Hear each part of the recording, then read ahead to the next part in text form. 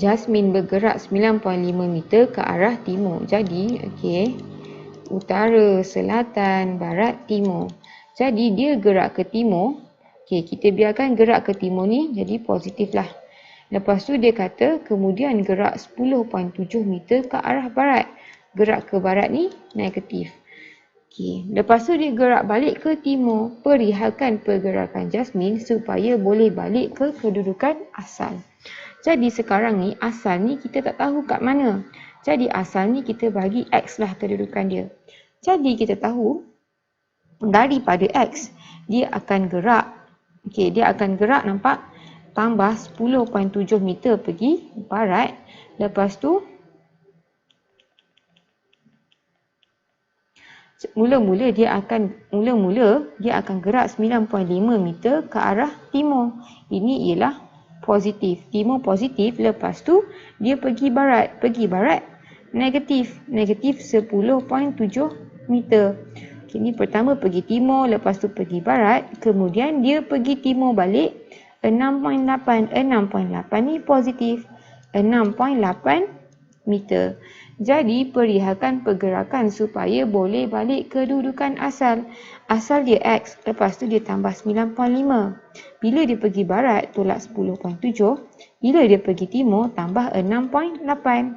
Jadi belakang ni kita akan dapat 9.5 tolak 10.7 tambah 6.8. Kita akan dapat X tambah 5.6.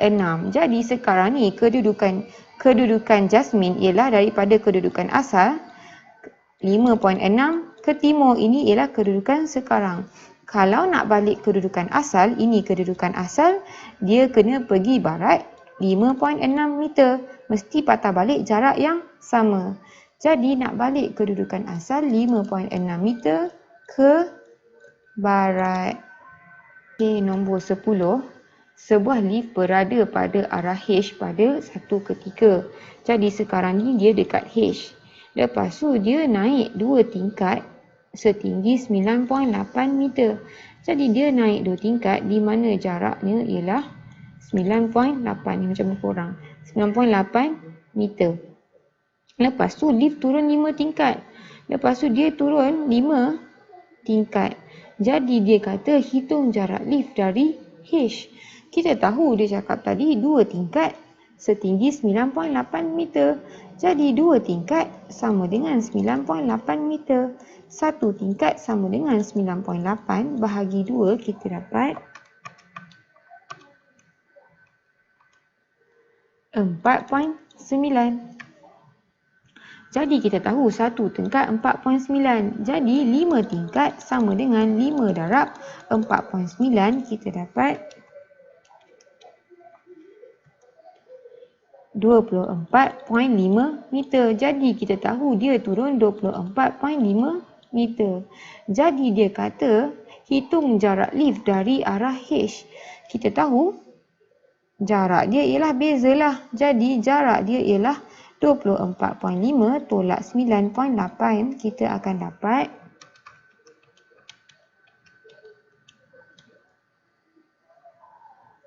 14.7 ataupun 14.7 di bawah aras H di bawah. Ataupun kalau tak lukis ni, macam 9 tadi kita boleh tahu.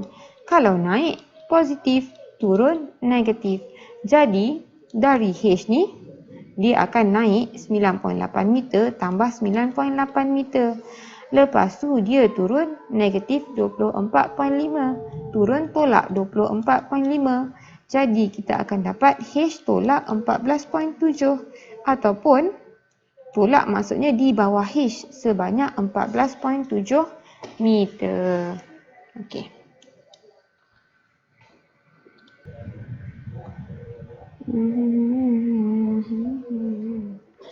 Rajah di sebelah dua nombor dalam bulatan yang sebaris didarabkan untuk memberikan hasil dalam peta. Jadi yang sebaris ni macam ni A dan B. A darab B dapat negatif 30. Yang ni sebaris dengan yang ni. B darab, kalau ni kan B. B darab C dapat negatif 60. Macam tu. Kotak dengan bulat dengan bulat yang sebaris darab dapat kotak dekat tengah. Jadi sekarang ni A dia boleh jadi macam-macam jawapan yang kita nampak lah, yang kita boleh buat. Macam ni, A dengan B negatif 30. Kita tahu A darab B dapat negatif 30. Yang ni pun kita nampak B darab C dapat negatif 60. Jadi kita nampak kita boleh jadikan 30 juga. Kalau yang ni kita jadikan negatif 30, kita tahu negatif darab positif akan dapat negatif. Sini mestilah positif. Negatif 30 darab 1 dapat negatif 30. Kalau sini negatif 60, negatif 30 darab 2 dapat negatif 60. Okey. Jadi sekarang kita tak ada yang sini. Kita buat yang sebelah kiri dulu. 1 darab berapa dapat 24. Jadi 1 darab berapa darab 24? 1 darab 24. Bulat dengan bulat akan darab dapat 24. Sekarang tengah ni 4. 24 darab berapa dapat 4? 24 darab berapa sama dengan 4. Jadi nak cari kotak ni, nak cari kotak sama dengan 24 kena bawa pergi sebelah belakang. Bila bawa belakang jadi bahagi. 4/24 sama dengan 1/6. Jadi kita tahu 24 darab 1/6 dapat 4. Sini akan jadi 1/6. Kan betul? 24 darab 1/6 potong-potong dapat 4. Sekarang kita tahu dalam kotak ni yang ni darab yang ni. 1/6 darab 2 kita akan dapat 1/3. Jadi sini ialah 1/3. Jadi nombor mula-mula yang kita pilih ni akan merubah semua dekat dalam ni. Jadi apa-apa jawapan yang boleh memenuhi semua kriteria ni, di mana yang ni darab sini dapat tengah, ialah jawapan yang betul lah.